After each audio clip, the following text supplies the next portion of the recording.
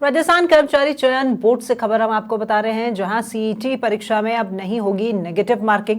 Board अध्यक्ष के अनुसार अभी तक मिले फीडबैक में ऑनलाइन फॉर्म में अभी तक भरी हुई संख्या में है कमी और विभिन्न वर्गों के कैंडिडेट्स की सफल असफल पर भी चर्चा हुई है और इस विश्लेषण के बाद ही बोर्ड ने यह निर्णय लिया है।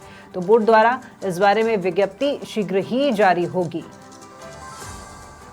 तो राजस्थान कर्मचारी चयन बोर्ड से ये अहम खबर हम आपको बता रहे हैं। सीईटी यानी कॉमन एंट्रेंस टेस्ट, इस परीक्षा में अब कोई भी नेगेटिव मार्किंग नहीं होगी। बोर्ड अध्यक्ष के अनुसार अभी तक जो भी फीडबैक मिला है उसके अनुसार ऑनलाइन फॉर्म में अभी तक भरी हुई संख्या में खासी कमी है, यानी फॉर्म ज्यादा नहीं भरे गए हैं, कम फॉर्म आए हैं। विभिन्न वर्गों के कैंडिडेट्स की सफल और असफलता पर भी यहाँ चर्चा की गई है और पूरे चर्चा विश्लेषण के बाद में ही बोर्ड ने ये अहम निर्णय लिया है। अब बोर्ड द्वारा इस बारे में विज्ञप्ति भी जारी की जाएगी, जो कि बहुत जल्द जारी होगी।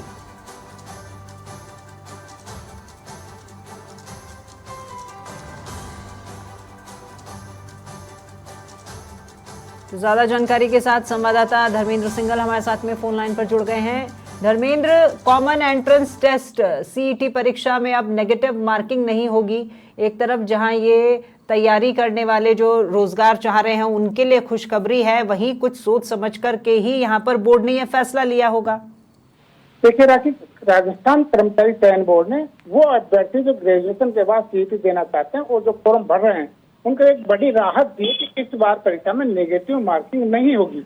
इस सवाल को हमने जब बड़ी प्रमुखता से जब उठाया था तो बोर्ड ने अभ्यर्थियों से फीडबैक लिया और कई जगह से फीडबैक लिया तो यही फीडबैक आया कि नेगेटिव मार्किंग नहीं होनी चाहिए और इसकी वजह से फॉर्म में भी कमी आ गई। अभी तक की बात करें तो लगभग 1 लाख फॉर्म भरे गए हैं, जबकि उम्मीद यही थी कि 5 लाख से ज्यादा फॉर्म भरे जाएंगे।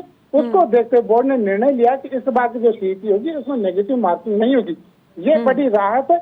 इससे कह सकते बोर्ड में 2 चीजें हैं, एक बड़ी अभ्यर्थी को राहत मिलेगी, साथ ही जो कैंडिडेट केवल परीक्षा देने के लिए परीक्षा देते हैं कि हाँ एक एक्सपीरियंस हो जाएगा, वो इन परीक्षाओं से दूर भी हो रहे हैं और वही अभ्यर्थी परीक्षा देंगे जो एक्चुअल में जो है अभ्यर्थी जो सिलेक्शन होना चाहते हैं, जो तैयारी होती है। साथ ही जो 5 विकल्प वो इसमें जरूर रहेगा ताकि कोई भी अभ्यर्थी एक बार किसी प्रश्न को खाली नहीं छोड़े। इसका 5 विकल्प उसमें जो है आंसर जरूर देगा। जी राज, तो यानी अभ्यर्थियों को मानसिक रूप से ये यहाँ तैयार किया जाएगा कि जो अब हताश हो चुके हैं, बार बार ये पेपर देते हैं कॉमन एंट्रेंस टेस्ट और इसमें नेगेटिव मार्किंग के चलते कहीं ना कहीं वो पीछे रह जाते हैं और कुछ लोग जो आरएस या फिर ऐसी कुछ परीक्षाओं की तैयारी कर रहे हैं वो ये निचले स्तर की परीक्षा दे करके उनका जो मेरिट बनती है, नंबर बनते हैं, वो कहीं ना कहीं खा जाते हैं।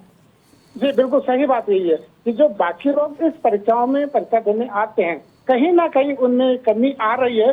धीरे धीरे अब इन परीक्षा में वही लोग परीक्षा दे रहे हैं जिनको हकीकत में इस तरह के एग्जाम देंगे और इससे जो सिलेक्शन होगा वो जो अन्य जो मेन परीक्षा है उसको दे पाएंगे। तो कह सकते हैं कि जो हकीकत में जो सही उम्मीदवार है उनका चयन हो पाएगा, क्योंकि सरकार ने पहले एक बड़ी राहत दी कि इस बार जो 40% नंबर लाएगा अभ्यर्थी वो सीईटी में पास होगा, आगे मेन परीक्षा देने का हकदार होगा।